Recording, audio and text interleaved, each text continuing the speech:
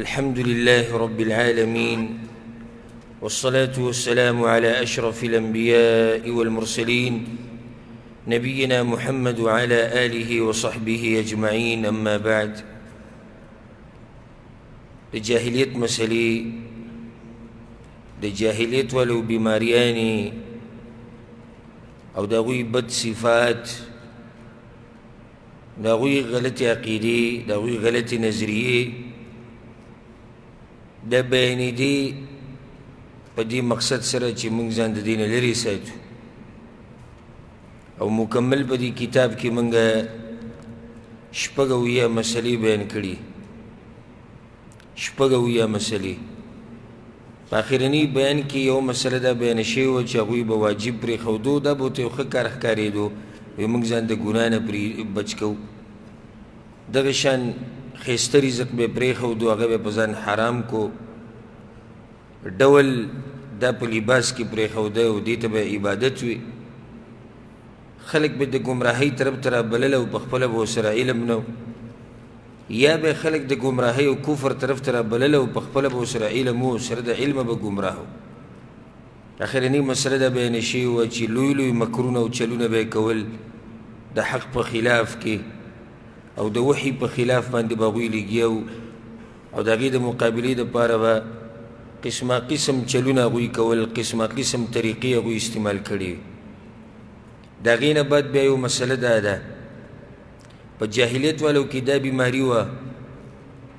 چې هغوی به تابعداري د هغه چا کوله چې هغه به د تابعدارۍ حقدار نه و او لایق به نه و. لکه شیخ رحمه الله وایي ان ائمتهم،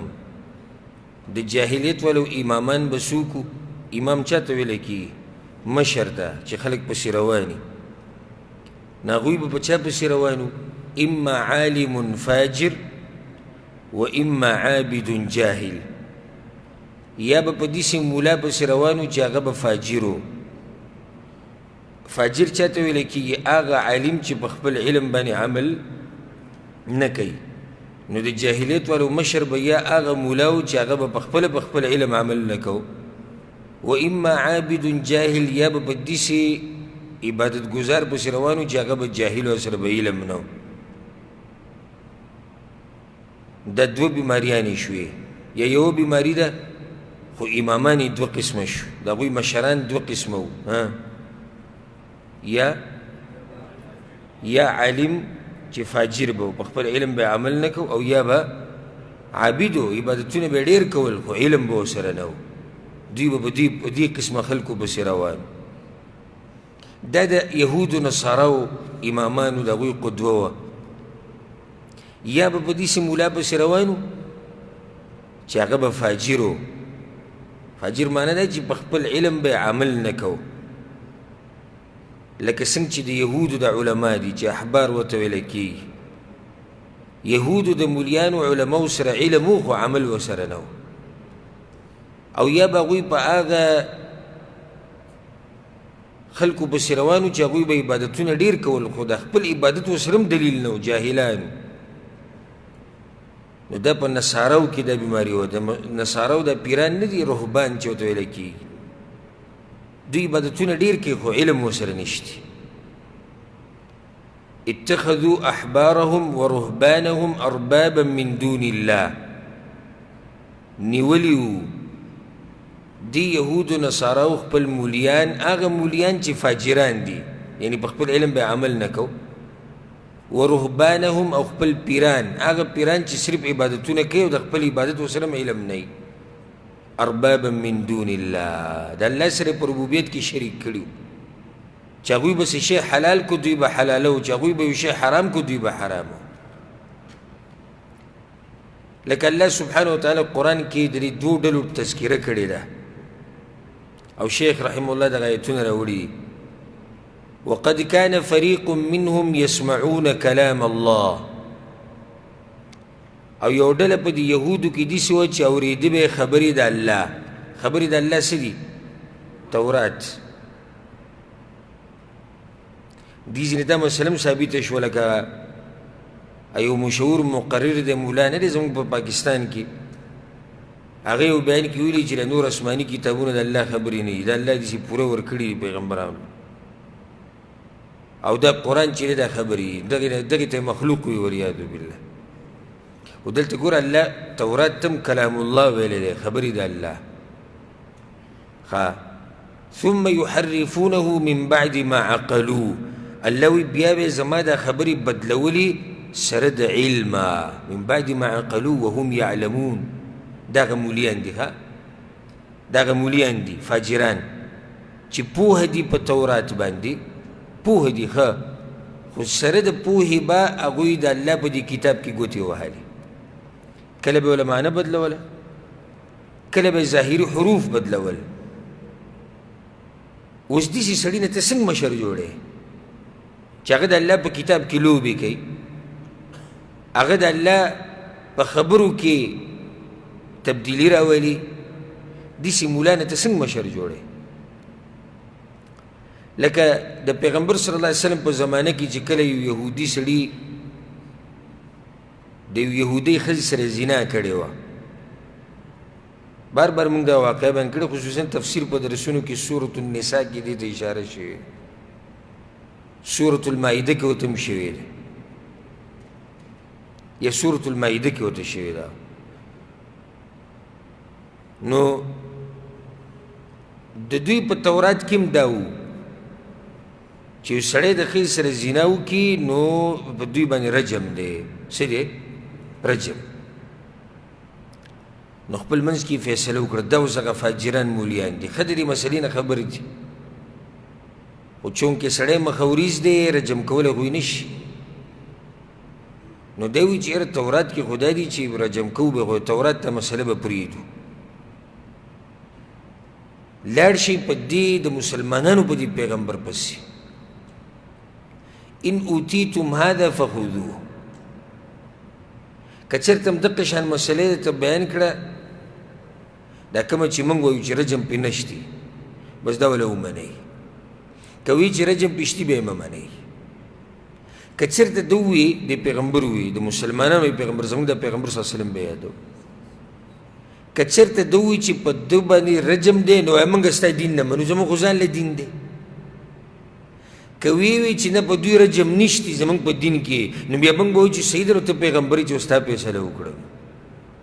قیامت په ورځ به الله ته بیا که الله وایي چې ولې موږ وایو چې الله ده وایي زه پیغمبر یم، چې پیغمبر صلی الله علیه وسلم خوا ته راغلو، هغه ورته ما تجدون فی التورات علی من زنا. تورات کې څه دي زناکار سړي په باره کې؟ روایت کې راځي ما تجدون فی التورات فی شأن الرجم، رجم په باره کې ولې څه نه دي راغلي؟ هغه ته نه فیها اننا نسود وجوههم. په تورات کې خو دا دي چې کوم سړی او ښځه زنا وکړي مخ به ورله تورې او په خر باندې به یې سور کړي او په بازار کې به یې ګرځي. په تورات کې خو دا دي. پیغمبر صلی الله علیه وسلم ورته قل فأتوا بالتوراة، راوړئ تورات سره چې اوس یې وګورو تورات کې دا مسلې شتي که نه. نو هغوی په هغه ځي باندې ګوته کېښوده په کوم ځای کې چې د رجم دا مسله وه، ویې وګوره تورات کې خو نشته. عبدالله بن سلام رضی الله عنه دغه لوی عالم و د یهودو پخوانی او مسلمان شوی، هغه ورته دروغجنه دا ګوته اوچته کړه دغه زینه، ګوته اوچته کړه. چې ګوته اوچته کړه هلته ښه واضحه وو چې داسې سړی او داسې ښځه به رجم کېږي.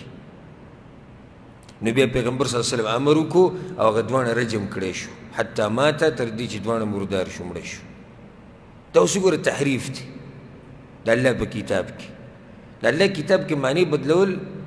تحریف کول په دوه قسمه، تبدیلي راوسته، یا خو یو ټکی بدلول او یا معنی بدلول. الله یو څه یو دی ته بل څه اخلي. نو دا د یهودو هغه مولیان دي. ګوره علم ورسره شتي او دی په ګډوډ وخت ته ځي. داسې مولیان زموږ په دې امت کې هم شتي ډېر، داسې پکې شتي چې کله مسله دی او مخوریز انسان دپاره راشي او د مالدار او خان صاحب او ملک صاحب او پلانې صاحب او پلانې صاحب بیا مسله جدا وي، بیا یې موږ به کتاب وګورو. او چې یو غریب نه که چېرته خطا وشي ټوله د جمعې خطبه به پټ کړي، ټوله د جمعې خطبه په هغه باندې وکړي. الله وی ګوره وإذا لقوا الذين آمنوا قالوا آمنا وإذا خلا بعضهم إلى بعض. کله چې به دا یهود پر یهودو کې منافقان ومو هغوی به سې چل کو مؤمنانو سره چې وملو شو موږ ایمان راوړی موږ څه یو مؤمنان بیا چې ورالو په دې مولیانو پسې دې مولیانو ته به دا چې کوم چې وایي موږ ایمان راوړو دوی به څه مسلمانانو ته نه زموږ خو ستاسو په پیغمبر ایمان دی دا خو زموږ په تورات کې هم د تذکیره شتي او دا به یې رښتیا وي خو ایمان یې د زړه نه و منافقت به یې کو نو چې رالو مولیان به ورته غوسه شو اتحدثونهم بما فتح الله علیکم که مقلان وي تاسو هلته لاړې هغوی ته هغه خبرې ښایي چې الله تاسو ته ښولي لیحاجوکم به عند ربکم قیامت په ورځ به د الله په مخ کې ووایي چې یا الله دوی ته ښه پته وه چې تورات کې دا نوم راغلی بیا به څه وایي هلته افلا تعقلون ولې سوچ نه کوئ تاسو نو دا یو ډله د یهودو چې دا مولیان دي خو څه دي فاسقان او فاجران دي په علم باندې عمل نشته دویمه ډله ومنهم امیون دویمه ډله په دوی کې انپړه لا یعلمون الکتاب دا نه پوهېږي په کتاب باندې الا امانی په ارمانونو پسې روان دي موږ به جنت ته ځو موږ ټولو نه غوره یو موږ داسې یو موږ دغه نو دغه دویمه ډله دغه عبادت کوي خو علم ورسره نشته او دوه خلک نقصانات پیدا کوي همیشه یو چې عالمي او ګډوډ شي دې تباهي کوي او دویم چې عابدي عبادتونه ډېر کوي او علم ورسره نه او خلک یې مشر کي دیم تباهي کوي ځکه بعض سلفونه نقل لي وی دین چې ورانوي که نه دوه قسمه خلک یې صحیح ورانوي سم فساد پکې کوي یو عالم چې ګډوډ شي او دویم چې باچا بېدینه وي باچا چې بېدینه وي او د الله نه نه یېرېږي نو دیم ډېر فساد جوړوي او دویم چې مولا ګډوډ شي که نه سره د علم دی جاهل شي نو دی بیا ډېر لوی فساد جوړوي زموږ په شریعت کې دا دی علم وکړه عمل پې وکړه علم وکړه خو په علم باندې بیا عمل وکړه او زموږ په شریعت کې دا هم دي چې عبادت کې خو د علم په رڼا کې به یې کې عبادت به کې د څه په رڼا کې علم په رڼا کې تش عبادتونه ګوره دا کم سړی چې جاهلي لکه زموږ په زمانه کې نن سبا وګوره دا قبر پرست دا پیر پرست دا بابا پرست او دا تصوف والا د دوی مشران د کوي که نه لکه اوس پاکستان کې هغه یو دی هغه اچوف چې کوي د لرې نه تسبیح چې ورسره لاس کې کړه ساتي وباسي لیدلی هم دی هغه که نه بوتلې کولاو کوي د چا په سزي دړي لاس کې دی و دې مشر دی د دې مشر جوړ کړی د جاهلیت والا بیماري نه ده ده که نه ده یا د هغوی مشر داسې مولا و چې هغه فاسق فاجر دی په خپل علم عمل نه کوي او یا به داسې کس مشر کړی و چې هغه سره به د سره څه علم نه و دا مشر دی د دې مشر جوړ کړی دی چې دا د نوم سره دومره القابات دي چې یو ټریلی نشي وړی بعضو مولیان مشران کړي دي چې هغوی په منبر باندې بېهوده او بې علمه خبرې به کوي سره د علمه په خپل علم باندې عمل نه کوي تقوا به پکې نه وي د الله نه یره به پکې نه وي عقیده نه پیژني منهج نه پیژني قرآن او حدیث نه پیژني دې سړی ته څنګه مشر کوي نو دا خبره یاد ساتئ چې ته به د خپل ځان دپاره نمونه نه ګرځې مګر هغه عالم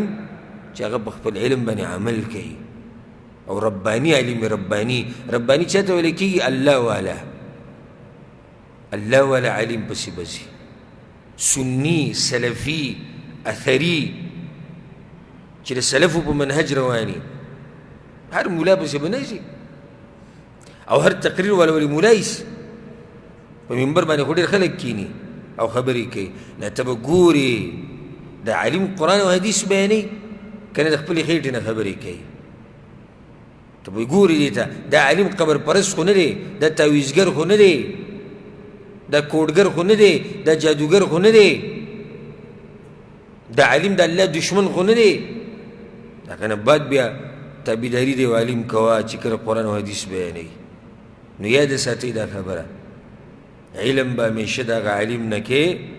چې هغه په عقیده کې سلفي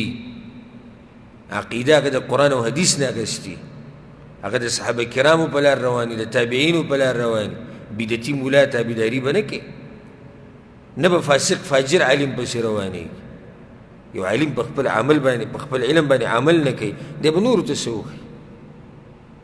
او دغه شان یو عالم عقیده په خپله نه پېژني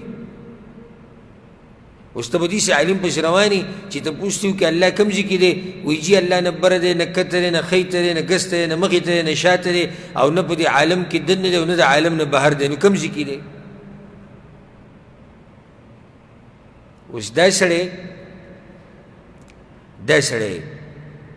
ته به د ده نه څه عقیده زده کړي چې د هغه نه پخپله الله ورک دی یو مولا پخپله رواني قبرونه ښکلوي او قبر ته سجدې لګوي او تعویضونه جوړوي او په ناروا طریقو سره د خلکو مالونه خوري ته د هغه تابعداري کوې نو دی به تا ته څه وښیي بیا به دقې شي نه تا ته ښیي که نو ځکه د جاهلیت والو دا بیماري به په ځان کې نه راولي تابعداري چې کې د داسې عالم چې هغه صحیح قرآن او حدیث بیانوي په علم باندې عمل کوي عقیده د سلفیتي د توحیدي د پیغمبر په لار مضبوطي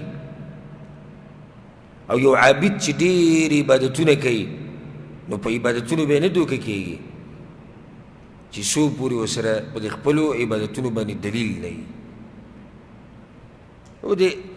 ګوره زموږ په دې ملک کې تصوف والو چې دا بدعي اذکار جوړ کړي دي یو سړی به وایي ته په ورځ کې باید 2 لاکه پیرې لا اله الا الله وی او سهار نه ناست لا اله الا الله لا اله الا الله لا اله ابل ویروي څومره ښکلی عبادت کوي ته وګوره سهار نه ماښامه پورې جومات کې ناست نه ته څنګه د دې عبادت ښکلی عبادت وی ښکلی عبادت خو هغه دی چې د پیغمبر په طریقه باندې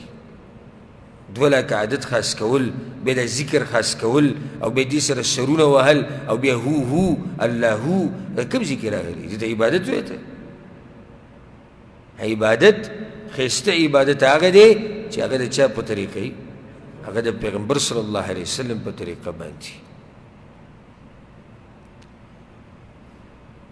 یو بیماري په هغوی کې دا شو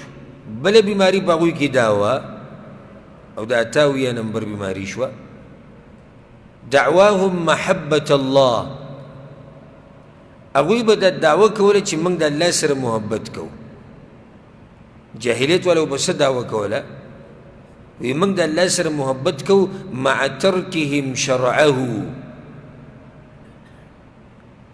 دعوه به دا وی موږ د الله سره محبت کوو د الله شریعت یې پرېښودی فطالبهم الله بقول قل ان كنتم تحبون الله یهود او نصارا دوی به لوی لوی دعوې کولې سورة المائده کې الله وی کنه وی دوی به دا وی نحن ابناء الله واحباؤه موږ د الله زامن یو وی او موږ د الله خاص خلک موږ د الله سره سم محبت کوو الله به امتحان راوستو څنګه امتحان په الله راوستو الله ورته وی قل ان كنتم تحبون الله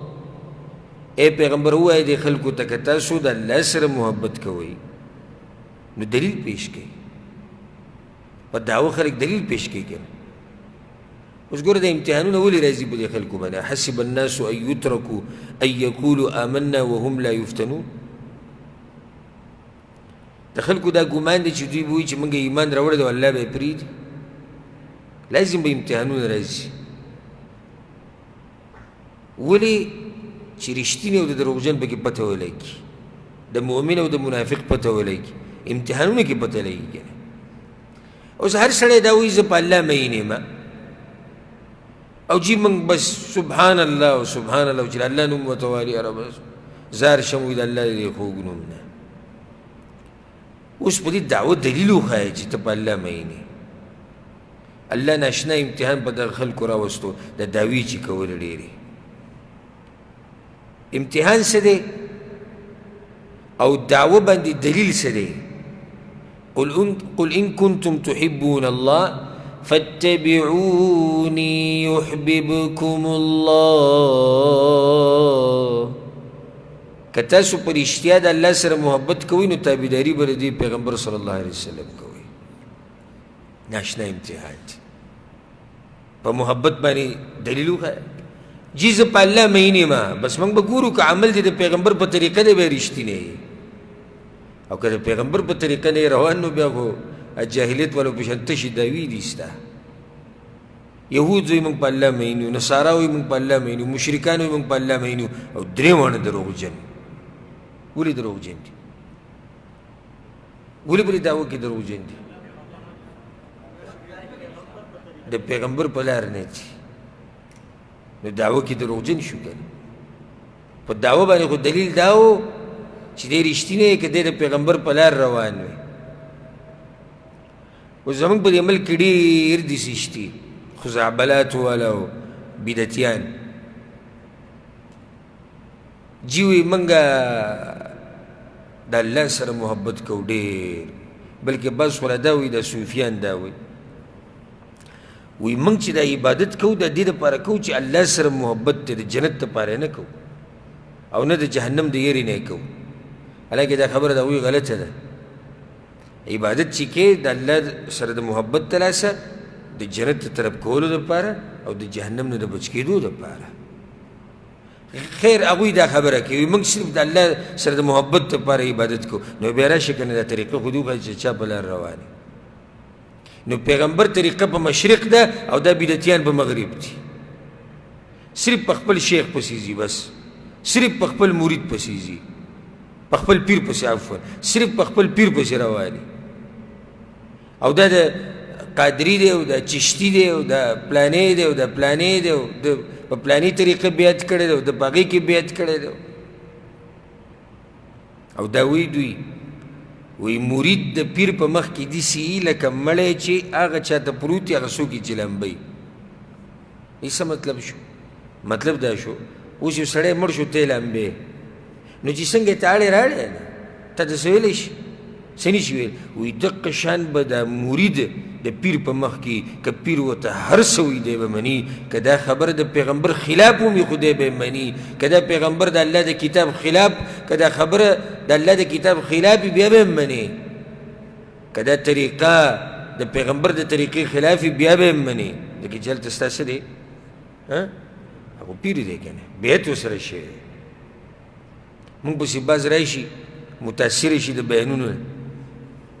زه یو پیر یو ځای ته تللی وم څه کار مې ورته یو کس رامنډې وهلی و چې څنګه راغی بس ډاري کې زما دا سر ښکل کړو ستا بیانونه زه اورم او ډېر خوند راکوي یو خدمت دی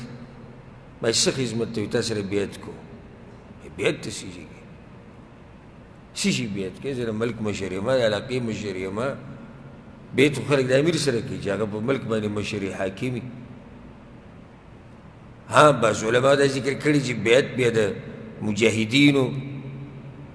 اگر که هغه بیا تفصیلي مسله ده خو دین علاوه خو بیعتونه میعتونه شریعت کې نشته څه شي بیعت کوې ما سره وایي نه په دې چې لکه زه به ګناهونه نه کوم او زه به نو ما ته څه ویل الله سره بیعت وکړه لوز وکړه دوی دا وایي وایي ته به د شیخ په لاس کېږي د پیر په لاس کې به لاس کېږي بیعتونه به تاسو لیدلي دا خو ټول خو لاس نه شي ایښودی نو بیا څه چل وکړي لیدلی هم دا بیعت که نه نو بیا څه چل وکړي څادر خو ورکړي نو بیا ټول به دا څادر ونیسي نو که څوک څادر نشي نیوی نو هغه د امسا په دې څادر باندې کېږي خو بیا د هغه نه شاته کسان دي نو هغه کس دي بیا د ده په ملا لاس کېږي ظالم زوی یې لرې لرې ته کنیکشن رسي نو دا څادرې به خوري بیعت کېږي ښه دا بیعت په څه شي باندې دی چې دی به ګناه نه کوي دی به دیندار وي نو بیا څه چل کوي ګوره داسې ووایي وایي دې بیعت کې دا فایده ده دې بیعت کې دا فایده ده چې کله ته ګناه کوې نو پیر صاحب به ته رایادېږي نو بیا به ګناه نه کوې چې پیر صاحب ته رعایت شي نو بیا به ګناه نه کوې پیر صاحب ولې رعایت دی د ګناه په وخت کې چې یېرېږي الله رعایت وکړه نه حدود الله سره کنیکشن نشته کنیکشن د الله نه پرېږدی الله د مؤمنانو متقیانو تذکره په سورة العمران کې کړې ده والذين إذا فعلوا فاحشة أو ظلموا أنفسهم ګناه خو د هر انسان نه کېږي انسان کمزوری دی خو د مؤمنانو نه چې کله جنتیان چې کوم دي دوی نه کله ګناه وشي او یا ځان سره ظلم وکړي هر قسمه ګناه چې دی وشي فحاشي ته وشي هر قسمه ذکروا الله رعایت شي ورته الله لکه یو سړی راولګي که نه سندره ځان ته ولګوي سندره ولګ ذکروا الله الله ورته راشي الله ما یعنې الله د هر څه اوري فاستغفروا لذنوبهم چې څنګه ورته الله رعایت شي وي الله ما وبخ غلطي رانه وشو دا نه چې شیخ رایې دی یا پیر رایې دی چا سره چې بیعت کړی د الله سره له وضو کنې چې الله ګناه به نه کوم دا بیعتونه کوم ځای کې دي نو ګوره د پیغمبر لار کوم ځای کې دعوه دا ده وایي زه د الله سره محبت کوم او روان په لاره د پیر صاحب دی په لاره د شیخ دی په لاره د تصوف هغه څلور لارې چې په هغې روان دي نو دا په دې دعوه کې رښتیني دي که دروغجن دي دروغجن دي او دا خو واضحه ده چې د پیغمبر د محبت دعوه کوي نو په دې دلیل دا دی چې د چا د محبت دعوه کې نو بیا به د هغه په لار باندې ځي إن كنت صادقا في حبك لأطعته إن المحب لمن يحب مطيع شاعر وی که ته رښتینی په دې خپله دعوه کې چې زه محبت کوم د پیغمبر سره نو بیا به ته تابعداري کوې د هغه چا سره چې محبت کوې بعضو ته چې وایي چې د پیغمبر خوږې خبرې ای زار زار د پیغمبر خوږې خبرې او بیا ورته یو حدیث بیان کړه وي سل بانې به جوړې کړي سل بانې په دې چې موږ عمل نشو کولی ولې اکثر پاکستانیان پې عمل نه کوي دا ښکلی دلیل یاره اکثر پښتانه نه مني یعنې قیامت په ورځ به الله تپوس کوي چې پښتنو څه وي بعض وی سعودیان یې نه کوي نه سعودیان یې نه کوي ولې الله ته دا ویلي چې د سعودیانو تابعداري کوه بعض وی دا پلانې صاحب یې نه کوي او هغه پلانې صاحب یې نه کوي نو یو صاحب هم الله ته نه رعایت کړی الله تا ته ویلي چې قل اطیعوا الله والرسول تابعداري الله وکړي الله د پیغمبر دی به درته تپوس کي او ځکه پیغمبر صلی الله علیه وسلم حذیفه بن الیمان ته ویلي وي که یو سړی وي او په حق وي یو سړی وي او په حق وي نو دې ونې لاندې کښېنه او د الله بندګي کوه او دا نه چې اکثرو خلکو ته به ګوري که چېرته ته یوازې پاتې شي د پیغمبر په لار باندې یوازې یوازې او په اربونو کربونو خلک د پیغمبر د طریقې خلاف وي ته به بیا هم په دې خپل لار باندې روان یې اګر که یوازې که چېرته دا ته دې ولګوله چې ډېر خلک تباه و برباد بشي د ډېرو خلکو سره وایي وإن تطع أكثر من في الأرض يضلوك عن سبيل الله الله وی که دې ومنله د ډېرو هغه چې په ځمکه کې اوسېږي نو دا ډېر به دې ګمراه کړي د الله د لارې نه دا د الله خبره زما نه ده نو دعوه باندې دلیل دا دی چې ته به د پیغمبر په لار روان یې اوس هم په دې ملک کې چې دا بریلیان دي دوی سخته دا دعوه کوي چې موږ په پیغمبر صلی الله علیه وسلم باندې مین یو دا د غټه دعوه ده او چې د پیغمبر نوم والې په جړای شي او مین دي پیغمبر باندې خو د پیغمبر په ذات مین دي بس په عمل نه دي مین په وینا په قول او په فعل نه دي مین خو په ذات یې مین دي ویښتې ولا خوښ دي بدن یې ولا خوښ دی کمیس یې ولا خوښ دی ویښتې ولا خوښ دي او دا قیسې ورته کوو دې ته ډېر جاړي ورته ښه په رښتیا ورته جاړي خو بیا ورته ووایه د دې مدینې والا راشه وایه د دې مدینې والا لار خپله ورځه د چې څه ویلي په یې باندې عمل کوو ته دلته وجاړي په پیغمبر پسې او بیا لاړ شي قبر ته پروت یې پلاني یې را مدد شه دا د دې پیغمبر په لار کې شتي دروغجن شوي په دعوه کې کنه صرف په دې خو کار نه کېږي چې د پیغمبر نوم کوم ځای کې راشي او سترګې ښکلوه او په سترګې ولګوه بیا ګوتې ښکلوه په دې کار کېږي تابعداري په کار دی پیغمبر صلی الله علیه وسلم صرف په دعوو کو کار کېدی بیا خو ډېر خلک کامیاب دي په دعوه باندې به دلیل ښیي پیغمبر د ذات سره به محبت کې دغه د قول سره دغه د فعل سره او تابعداري به یې کوي صرف دا نه چې ته د پیغمبر په پیزارو پورې نښتی نعلین شریفین تعلم دی که نه دی ما ته اکثر دا خلک وایي بل ورځ مې یو کس میسیج راولېږو وایي قلار شی دی خلکو نه څنګه ته قلارېږي چې سړی غلط کار کوي څه ووایو نو بعضو څه چل کړی دې بریلیانو دې صوفیانو د پیغمبر صلی الله علیه وسلم دوی کومه نقشه چې د نعلینو جوړه کړې د پیزارو دوی چې کومه نقشه جوړه کړې هغه نقشې په دې ځای لګولې دا اوس د پیغمبر سره محبت دی حدیث ورته ووایه ته بیا ګوره چې عمل پې کوي که نه کوي لکه ټوپک ډز چې به وکړي او څوک به د پیغمبر صلی الله علیه وسلم بیا خصوصا د ترکو کې هم دا دروغ ډېر دي دا ترکي ملک نه دی دا هم د تصوف نه ډک ملک دی په ترکیه کې تصوف په زور او شور سره روان دی د قبر پرستی پیر پرستی تصوف خزعبلات بدعات خرافات چې څه دي د دې نه د ترک ډک دی نو هلته چې ګوري یو په ترکیه کې د پیغمبر صلی الله علیه وسلم کمیس هم پروت دی د هغه زغره هم پرته ده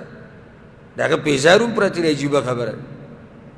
ابورس پکې یو راوتی و ترکیه و د پیغمبر صلی الله علیه وسلم ویښته ورسره و نو هغه وروره چې د 200 کپړو نه یې کوله وکړو تاسو به کېدای شي ویډیو لیدلي چې 200 کپړې د هغه لوښي نه واړی نو بیا په یې کې د نه یو ویښته پروت وي نو بیا ټول لازم په نمبر یې ښکلی د دې څه تاریخ دی چې دا د پیغمبر صلی الله علیه وسلم ویښته دی او عجیبه دا ده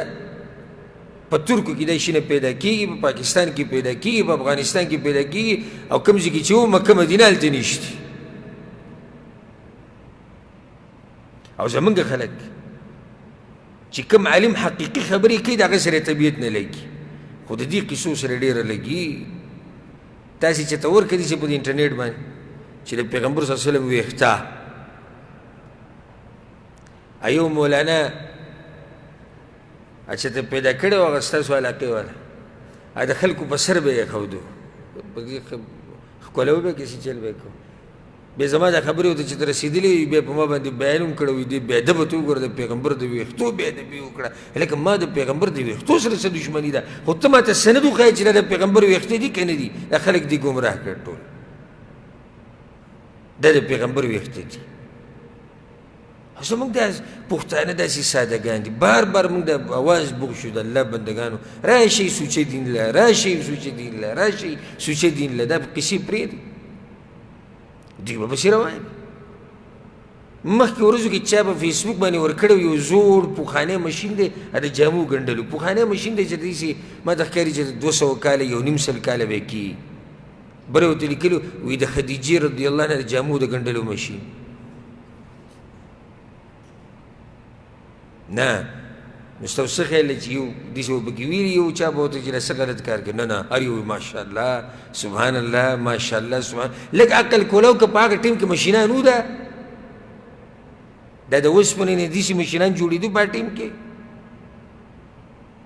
چا ویلي چې دا د خدیجې دغه دی نو پرون یو کس ما ته دغه راولېږو یو تپوس یې زمانه وکړو یو تصویر یې راولېږو او پای کې څه موزي وي موزي په هغه تصویر کې زړې موزي وي وایي دا یو کس رالیږلي چې د علي رضان موزي دا د هغې تصویر دی ما یې که ده ته پته وي کوم ځای رالیږلي نو چې د پخوانۍ تصویر د موضوع راغستی دی وایي دا د علي رضان موزي وي په دې کې به اکثر منډه واله وي دا قسمه خبرې د پیغمبر سره محبت ته به دې ثابتې د پیغمبر سره محبت په څه ثابتېږي په تابعدارۍ سره خسته ګیره پرېږده لباس د هغه په شان کا عقیده د هغه د عقیدې په شان کا منهج د هغه د منهج په شان کا په حدیثونو باندې ځان قربانوه عمل کوه په قرآن او حدیث باندې موږ به ومنو چې ته په پیغمبر باندې مین یې ته په دې قصو ځان د مخکې کړی چې پیغمبر باندې مین یم الغرض مقصد زما د خبرې دا و چې جاهلیت والو کې دا بیماري وه چې دعوه به یې دا کوله موږ په الله مین یو او بیا به یې د دقه الله شریعت نه منو. نو دا خو دروغجن په دعوه کې. په دې درس کې درېیمه مسله او کې بله بیماري دا وه چې ارمانونه به یې کول، د دروغو ارمانونو ته ناست په ارمانونو یې ډډې لګولې. د ارمانونه انسان تباه کوي، امیدونه. لکه یهودو به څه وي، لن تمسنا النار الا ایاما معدوده، موږ ته به اور نه رسي مګر څه یو څو د شمار ورځې دي، ځوان زامن دي، کفر هم کوه شرک هم کوه، یو څو ورځې به جهنم ته ځو. د یو څو ورځې دوی ولې یادوي؟ دوی وایي چې موږ دا وایي 40 ورځې دي، بعضې روایتونه کړي دي 40 ورځې. وایي ځکه چې هغه بعضو بني اسرائیلو چې د سقي عبادت کړی نو هغوی 40 ورځې کړی. موسی علیه السلام 40 شپې نه و کړی. نو بس دغه موده به موږ په جهنم کې بیا به جنت ته ځو. دا اوس امیدونه دي، امیدونو باندې ډډې لګولې، عمل نشته، خو موږ به جنت ته ځو. دا د هغوی بیماري وه. الله پې څه ناشنا ردو ګزار شم د الله د خبرونه. سوره بقره کې الله ورته وایي قل اتخذتم عند الله عهدا. پیغمبره تپوس وکړه دوی نه چې الله ورسره ګوره دا لوز کړی دی که څنګه. الله ورته ویلي دي چې تاسو به 40 ورځو له ځئ بیا به جنت ته ځئ. فلن یخلف الله وعده. که الله ورسره لوز کړی نو الله خو د خپل لوز خلاف ورځي نه کوي. ودې ښایي که ام تقولون علی الله ما لا تعلمون. یا خو دوی په الله باندې هغه خبرې کوي، هغه جوړوي چې هغه دوی ته پته نشته. داسې نه ده. الله وایي بلا من كسب سيئة وأحاطت به خطيئته. الله وایي داسې کیسه نه ده څنګه چې تاسو کوئ چې موږ به یو څو ورځې په جهنم کې او بیا به جنت ته ځو. نه، هر څوک چې په ګناهونو کې اخته او په شرک کې اخته او دا شرک یې راګیر کړي تر دې چې مرګ ته ورسي، یعنې د شرک په حالت کې مړ شي، فاولئک اصحاب النار، دا جهنم والا دي. دا پکې نشي چې دی به 40 ورځې ځي او بیا به راوځي. سورة آل عمران کې هم الله دغه خبره کړې ده چې دوی به دا خبره کوله لن تمسنا النار الا ایاما معدودات، یو څو ورځې به موږ جهنم ته ځو. الله وایي وغرهم فی دینهم ما کانوا یفترون. دوی دې دروغو دوکه کړي دي، دروغو د ارمانونو او امیدونو دوکه کړي دي. سوره بقره کې د دوی یو بل ارمان او امید وقالوا لن يدخل الجنة إلا من كان هودا أو نصارى. نبا ننوزي جنت مگر څوک یا یهودی یا نصرانی. جنت هم پټې کاغذ دی. الله سوی تلك امانیهم، دغه د دوی امیدونه دي. قل هاتوا برهانکم، پیغمبر ورته ووایه راوړئ دلیل په دې خبره باندې چې جنت ته به صرف یهودی ځي یا صرف به نصرانی ځي. دلیل پرې راوړه. په تشو دعوو او په امیدونو او په ارمانونو کار نه کیي. ذکر سورة النساء کې الله وایي لیس بامانیکم ولا امانی اهل الکتاب. دا دین ګوره د امیدونو قصې نه دي. چا چې نیک عمل وکړو هغه ته به ښه بدله میلاویږي، چا چې بد عمل وکړو هغه ته به بده سزا میلاویږي. دا د امیدونو او د ارمانونو قصې نه وي. تا ډډه لګولې ده لکه باو سره چې میلاو شي که نه، بېدینه مونځ اودس به نه کوي، ګیره او برید به یې خریلي، د علم نه خبر نه وي. اجي منګه اصل نه مولیان وو، زمونږ نیکه مولا وو، پلانې قاضي وو، پلانې سید وو، منګه جی سیدانی وو، منګه خونزادګانې وو، منګه دی وو. دا که جاهلیت والا بیماري ده. اخونزاده که مولای که سیدی که پیری که موریدی که هر څوک چې عمل در سره نه وي هیڅ هم نه. په دې کې زمانه څوک خفه کېږي خوشحالي. اکثر دا ځان ته چې سیدان وایي، موږ چې د اصل نه میاګان یو، میا شوې نو زړه اسمان نه راکوز شوې. عمل پکار دی. موږ چې د اصل نه مولیان یو، مولا نه که د مولا نه مخکې شي، عمل پکار دی. ولې ته په نسب کې د ابولهب نه زورور یې، د پیغمبر سوچت را کم ځای کې دی جهنم کې دی ولې ته د ابو طالب نه زورور ایسې خپل تره جهنم کې دی او داسې نور د پیغمبر صلی الله علیه وسلم ډېر خپلوان نو دا حدیث کې راځي وایي څوک چې د عمل د لاسه شاته پاتې شو پیغمبر صلی الله علیه وسلم وایي من بطأ به عملو څوک چې د عمل د لاسه شاته پاتې شو نسب یې مخکې نشي وبوی د قیامت په ورځ نو دا ارمانونه امیدونه به نه کوئ چې عمل به نه کوم او جی موږ د اصل نه پلانې قوم یو موږ جی د پلاني سره بیعتونه کړي دي او موږ دا د یهودو نصاراو صفت دی یهودو نصاراو به د ارمانونه کوله د امیدونه عمل نشته امیدونه کوه ډډه یې لګولي بل ته زمونږ پلار وي زمونږ والد صاحب وي د انډیا نه فارغه پخوا وي هغلته سبقونه خو د هغه عمل و ته څنګه یې اوس ته خپل عمل وښایه تلك أمة قد خلت لها ما كسبت ولكم ما كسبتم دغه امت ته ډله د تېره شوې ده الله به هغوی له د هغوی د عمل بدله ورکوي تاله به ستا د درکې خپل عمل وښایه د نورو په عملو ډډه مه لګوه چې صرف دغه ارمانونه امیدونه به کې چې یاره د پلاني د لاسه به الله مه وبخي او عمل مه کوه ها صحیح ده سړی امید ساتي د الله نه خو چې خپل محنت خو ورسره کوي که نه ذكي شاعر وي ليس الفتى من يقول كان أبي إن الفتى من يقولها أنا ذا هغه ځوان نه دی چې د پلار قیسې کوي زما پلار دي شو زما پلار دي شو ځوان هغه دی وایي چې ها انا ذا دا زه یم واوره خپله قیسه وکړه خپله خبره وکړه خپل عمل وښایه پلار مې دینداره و تره مې دینداره و نیکه مې دینداره و دینداره و د هغوی خپله معامله ده د الله سره الله به ستا د معاملې تپوس کوي دا د دروغو د ارمانونه او د دروغو د امیدونه په دې ژوند مه تېروئ دا د جاهلیت والو بیماري وه بعض وایي بس موږ چې به کوم مذهب یو دا حق مذهب دی موږ چې به کوم مذهب یو دا څه دی حق مذهب دی دا اوس په دې باندې ډډه لګولې ده ناست دي مذهبونه خو جي وایي څلور دي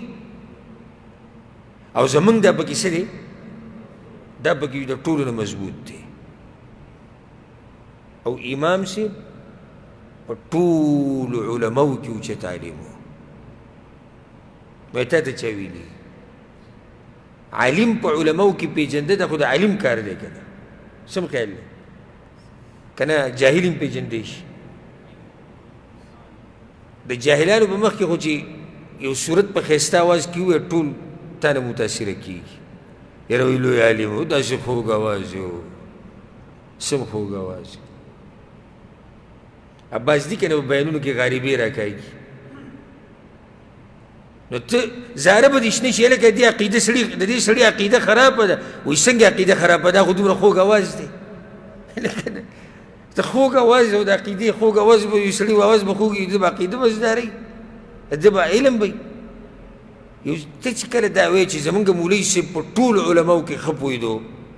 زمونږ امام په ټولو کې ښه پوهېدو نو دا خو هغه سړی پېژني چې هغه دا ټول علما کتلي نو بیا دا نتیجه راویستي چې او دی پکې ټول نه ښه پوهېدو دا د چا ویلي دا ارمانونه دا امیدونه عمل وکئ حقیقي ژوند له راشي قرآن او حدیث باندې عمل وکئ دا به دې جنت ته رسوي بعضو ډډې لګولي دي دا قبر پرست چې کوم دي دا مشرکان وی جی دا پلانې بابا او پلانې صاحب به موږ له سپارش کوي د الله په دربار کې تګې ته ډډه لګولې ده بس یو چینی د چینی یو بوجۍ راواله او دربار له ورشه هلته یې ورکړه دی به د قیامت په ورځ ستا بیا سپارش کوي دا موږ ډډه یې لګولې ده امید دی ارمان دی د الله سره دشمني کوه دا خو د الله سره دشمني د الله سره یې شریک پیدا کړی او بیا دا ارمان هم ساته چې دی به سپارش کوي ماله صادر په قبر باندې ور واچوه او بیا ډډه ولګوه بس دی به سپارش کوي اکثر د قبر پرست نه د مشرکان دا بد شکله په مخ کې نور نه وي بد عمله وي ولې بد عمله بس دقه ډډه یې لګولي چې موږ به جي پلانې صاحب به موږ پوري کوئ پلانې صاحب به پوري واړی وي پته به دې ولګي و چې کله مخامخ شي الله ته پلانې صاحب دې اړی که نه اړی پوري به دې اړی په قرآن او حدیث باندې عمل پلانې صاحب به تا پورې وړه پلانې صاحب دې شي اړولی دا د چرسو ګوړی به نایسي وی پلانی صاحب به ما واړی دومره چرس کی دا قبر پرست دا صوفیان او وی دا صوفیانه نشه ده کمه نشه ده صوفیانه دا اوس په نشو کې هم تقسیم وشو صوفیانه نشه کوه نو د الله چې کوم شریعت ته به یې خو دا چې کل مسکر حرام هر نشه ورکوونکی شی حرام دی ته څنګه دا وایي چې دا صوفیانه ده وایي نه پلانی صاحب او پلانی صاحب د هغوی په کتابونو کې د چرسو تذکره راغلې ده که نه مطلب چې هغوی څکلي دي د بنګو ما یو ویډیو یو کس راته راولېږله اکثر د ملګري ما ته ناشنا نشه ویډیوګانې رالېږي که نه ته پته چې دی بیان کوي نو چې بیا پې وضاحت وکړي یو کس راته ویډیو راولېږله د بنګو سبیل لګېدلی ښه له پاسې لیکلي سبیل یعنې دا موږ ورکوو د چا دربار چې دی کوم بابا چې کوم پیر د هغه په نوم یې ورکوي او سبیل د څه دی بنګ نو داسې یو غوټ لوښی ده او پتیله ده چې سړی ورته ورکوشي ډوبېږي پکې او هغه یې د بنګو نه ډک کړی ده او داسې شړکي داسې ځلې ور واچوي په ګیلاس کې او ډېر شی نشه ییز ورته پراته وي مزید یې ټول په مفتو کې بنګ څکي دا ټول مریدان دي د پلاني صاحب لکه بنګیانو د قیامت په ورځ به څه کوئ وایي هغې دپاره خو همدغه ځوان ساتلی دی که نه هغه به مړی که نه اخوا دا ښکلې خبره تلک امانیهم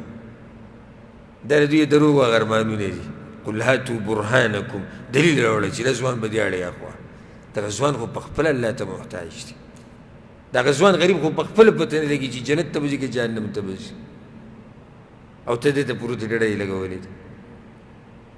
نو یو بیماري به هغوی کې دا وه څه وه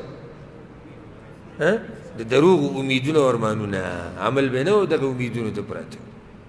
بله بیماري به هغوی کې دا وه چې د نیکانو خلکو قبرونو نه او د پیغمبرانو د قبرونو نه به یې جوماتونه جوړول دا همه مسله ده ګوره شیخ محمد بن عبدالوهاب دی الله وبخي الله دې هغه به قبر باندې د رحمتونو باران راووري داسې ښایسته مسلې ذکر کړي دي سړی وایي چې بس دا کتاب یې زموږ د اوسني دور دپاره یې لیکلی دومره خوندورې مسلې دي چې سړی واوري سړي د دماغ کولاو شي ذهن کولاو شي د سړي چې دا زه په څه تیارو کې پروت وم الله یو څه وایي موږ کړي بل څه دي پیغمبر یو څه وایي موږ کړي بل څه دي اوس دا واوره په هغو کې بله بیماري دا وه چې د پیغمبرانو او د نیکانو خلکو د قبرونو نه به څه جوړول جوماتونه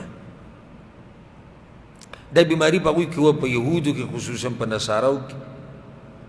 لکه پیغمبر صلی الله علیه وسلم وایي که نه ان من کان قبلکم کانوا یتخذون القبور مساجد ستاسو نه مخکینو خلکو به د قبرونو نه جوماتونه جوړول الا خبردار فلا تتخذوا القبور مساجد د قبرونو نه به ګوره جوماتونه نه جوړوئ ګورئ ای څه مطلب دی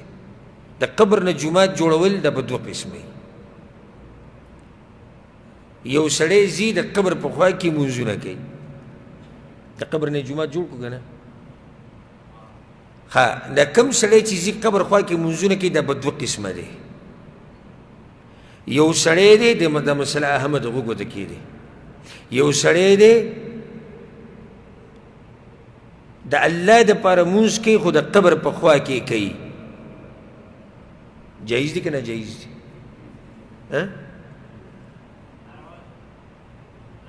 ولې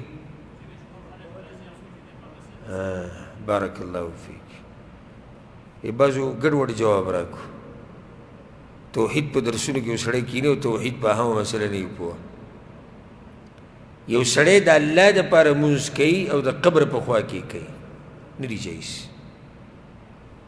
حدیث کې راځي الارض كلها مسجد دا ځمکه ټوله جومات دی کوم ځای کې چې لمونځ کوې کوه الا المقبره سوای د مقبرې نه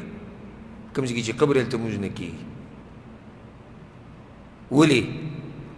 یوه دا سړی چې دا لمونځ دی قبر خواله راوړي او دا وایي چې د الله دپاره کوم خو د قبر په خوا کې کوم د دې د سړي سره څه کنیکشن شته دی قبر والا سره رو رو رو رو رو رو یو ورځ به دقه قبر والا دپاره کوي نن خو دی وایي چې د الله دپاره لګیا یم که نه ښه چې ته د الله دپاره مونځ کوې او د ځمکې په دې مخ غوره ځای جومات دی د الله کور دی ته رالې د قبر په خوا کې مونځ کوې دا خو الټه کار دی وکړو نو دا کار ناجایز دی ولې ځکه چې دا لار د شرک ته نن خو د دې سې لګیا دی سبا له به بیا د قبر والا دپاره مونځ کوي او دویم هغه سړی دا خو شرک دی چې یو سړی د قبر په خوا کې مونځ کوي قبر والا ته یې کوي دته سجده لګي دا خو واضح کفر او شرک دی دا بیماری په هغوی کې وه ام سلمه او ام حبیبه رضی الله عنهما دا دواړه تللي وې حبشې ته هجرت کړی نو دوی هلته دغه ولیدو دا ګیرجي ولیدو په دې ګیرجو کې تصویران جوړ شوي بوتان نو هغوی پیغمبر صلی الله علیه وسلم ته تذکره وکړه یا رسول الله وی موږ حبشه کې داسې ولیدو دا په صحیح بخاري او صحیح مسلم کې دا حدیث دی پیغمبر صلی الله علیه وسلم ورته وی اولئک قوم اذا مات فيهم الرجل الصالح دا هغه خلک دي چې کله په دوی کې به نیک سړی مړ شو بنوا على قبره مسجدا په قبر به ولا جومات جوړ کړو او دغه تصویران او بوتان به پکې جوړ کړو اولئک شرار الخلق عند الله دا ګوره د الله په نسبت بدترین مخلوق دی نو دا په یهودو کې دا بیماري وه پیغمبر صلی په نصاراو کې پیغمبر صلی الله علیه وسلم د مرګ په وخت کې ګوره دا خبره کړې ده عایشه رضی الله عنها وایي زنکدنې او دی ووی لعنة الله علی اليهود والنصارى دا الله لعنت دی په یهودو نصاراو باندې اتخذوا قبور انبیائهم مساجد د پیغمبرانو د قبرونو نه جوماتونه جوړ کړي پیغمبر صلی الله علیه وسلم دا اشاره ولې وکړه په دې کې د مرګ په وخت کې دا خبره په دې وکړه چې ګوره زما د قبر نه جومات جوړ نه کوي ګوره زما د قبر نه به جومات نه جوړوي ګوره نو په هغو کې دا بیماري وه د قبر په خوا کې منځونه کول دا ناروا دي په جومات کې دننه قبر جوړول ناروا دي او په قبر باندې جومات جوړول ناروا دي او صحیح حدیثونه دا خبره واضحه ده چې هغه مونځ نه قبلیږي کوم مونځ چې قبر په خوا کې وشي یا داسې جومات کې وشي چې هغې کې قبر نو کوي به څه یا به قبر ورانوي یا به جومات ورانوي کوم چې زوړ دی هغه به پرېږدي نوی به ختموي که قبر زوړ دی جومات د دغه ځینه ختم که او که جومات زوړ دی نو قبر لرې که د جومات په چاردیوارۍ کې دننه چې قبر یي په دې کې مونځ نه کېږي دې خبرې ته غوږ کولاو کوي ورې چا دا ویلي بعضو علماو وی د دې دا وجه دی چې دا ځمکه پلیته وي څنګه پلیته وي وی د دې مړي هغه نوونه او وینه او په دې خاورو کې ګډوډی شي امام ابن القیم په دې خبره رد کړی او ډېره ناشنا خبره یې کړې ده وی نه دلته پلیتي دغه نه ده مراد دلته پلیتۍ نه مراد شرک دی شرک دا کار ته هغه پلیتۍ ته رسوي د شرک هغه پلیتۍ ته دې رسوي څه ضرورت دی یو سړی نیک عمله دی صحیح د نیک عمله دی د ده په قبر په خوا کې منځونو ته څه ضرورت دی دعا ورته کوه ویا الله ویې بخه یا الله زموږ ملاقات ورسره جنت کې وکړه لاړ شه قبر له موږ د قبر تلو نه منع کوو زیارت وکړه خو په دې نیت یې وکړه چې ځان ته آخرت رایت کړم او د دې مړي دپاره دعاګانې وغواړم منځونو دپاره مه هلته او د دې دپاره چې ده نه به غواړم یا به دې وسیله کړم الله ته دا ټول غیر شرعي کارونه دي نو دا غلو به کول هغوی د نیکانو خلکو د پیغمبرانو مبارک و چې د پیغمبر د قبر نه جومات نشي جوړولی نه پیغمبر نه لو بل څوک دی بیا چې د هغه د قبر نه به جومات جوړ کړي ورسېدی په دې مسله وکړه د دې مسلو زیات تفصیل به انشاءالله پر روان درسونو کې راځي د دې مسلې ډېر ښه تفصیل انشاءالله پر روان درسونو کې روان دي نورې بیماریانې به د هغوی ذکر کېږي او د هغې په ضمن کې به دا مسله راځي قبر پخول په قبر لیکل کول په قبر کوټه جوړول په قبر کېناسته د قبر خوا کې سجدې لګول دا ټولې مسلې را روانې دي په دې به اکتفا وکړو او باقي به پر روان درس کې بیانوو نو ننني درس کې کومې مسلې شوې